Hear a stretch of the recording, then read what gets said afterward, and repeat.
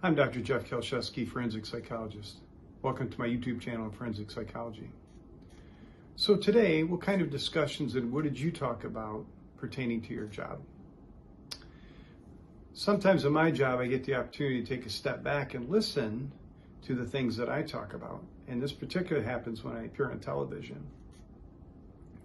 And even after all these years, it just sort of surprises me about, in my job, I talk about sick, twisted, violent, weird things that people do to each other.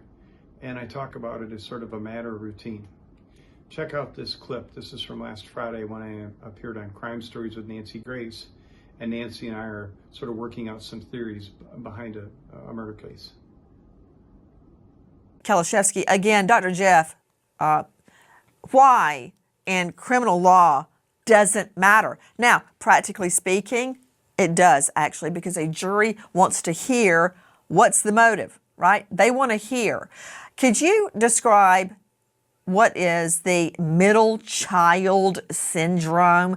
The alleged killer, the brother in this case, was the middle child. The older brother, superstar. The younger brother eclipsed the suspect in every way.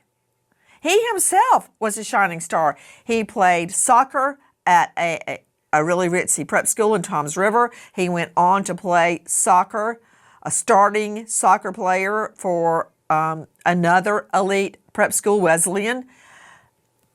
I guess that wasn't enough to satisfy his ego. What's with the middle child syndrome? Well, there's this stereotype that the middle child gets less attention so that they have to do things to get more attention. But this is clearly beyond a middle child who's jealous of a little brother. There's a lot more going on in this case than that. Just when we talked earlier about using a golf club and then a knife, we talked about, is this a rage killing? There's more going on than this. You know, if someone uses a golf club, and I've had plenty of cases where people have used golf clubs and gouged out eyes and set pets on fire, believe it or not. The golf club can kill you, but it can be on one hit, but it's not a very efficient murder weapon. So for what we talked about already in this case, this killer was obviously into the experience of the murder, took it a step further where gouging out eyeballs, this is an experience rather than just aim, I want to off my brother that I'm jealous of. And then the idea of setting the cat on fire, again, for some reason, this person is carrying out these acts and these murders for the experience rather than just the motivation or the aim that I want to off my little brother who I'm jealous of. Okay, Kalashevsky, hold on. I'm just a JD. I'm not a forensic psychologist like yourself, author of Dark Sides on YouTube. Dr. Jeff Kalashevsky, forensic psychologist. Dr. Jeff, the experience, we've been analyzing that theory in depth when it relates to Bryan Kohberger, the PhD criminology student out at Pullman, Washington State. And the working theory is that with no connection to the 4 murdered college students murdered in their own beds in the wee hours of the morning before Thanksgiving break, because he was obsessed with the experience. He had been asking in a study for his PhD, asking violent felons a questionnaire like, what did you feel just before you committed the crime? What were you thinking? What were you feeling? What went through your mind? What did it feel like when you identified your, quote, target? How did you feel during it? Were you cognizant of finding a way out or a quick exit?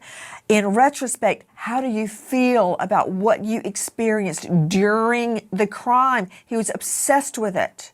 Then carefully plotted and planned the murders and then carried them out. Many people thinking his desire was the experience to know what it feels like to kill someone. What are you talking about in this case? The middle child syndrome, the middle child wants the experience of gouging his little brother's eyeball out? For some reason, he does, because again, if this was a simple, straightforward, I hate my brother and I'm going to kill him, like you said, that goes all the way back to. Do this 7 minutes a day until March 1st. We start today. In a week, you'll feel better. In 2 weeks, Genesis, it would have been done a lot more efficiently, and it would have not taken as long. And this experience of using a couple murder weapons, gouging the eyeball, setting the cat on fire, there's more here than just a straightforward murder with a motivation of jealousy or just a hate of your brother. Hey, Dr. Jeff Kalashevsky, listen to this. The, of course, cause of death for Joseph is pending autopsy, but we know he was bludgeoned, according to police sources that spoke to the Post. Matthew played, now this is the suspect, brother Matthew Hurtgen, now 31, no longer a fresh-faced, bright-eyed teen playing soccer. He's a grown man. I bet you anything living off his mom and dad, but that remains to be seen. He played soccer at Toms River North High School and went on to play at the elite Wesleyan University in Connecticut. Okay, so he played college soccer. That's a big deal. That's hard to do. Very few people make it onto a starting college sports team. I don't care how great you are in Little League, you're probably not going to make it onto a college team. He did, and he played on the college team for years at Wesleyan. Was that not enough for his ego? Then, If you haven't seen Crime Stories with Nancy Grace, I would encourage you to tune in. On cable, it's on Merit TV at 6 and 9 p.m. I think it's Monday through Thursday. Also, episodes stream on Fox Nation, and I believe they're starting to stream more episodes on Nancy Grace's YouTube channel as well. If you have an interest in forensic psychology or true crime, please subscribe to this channel and pass the link along to others who have similar interests. Thanks.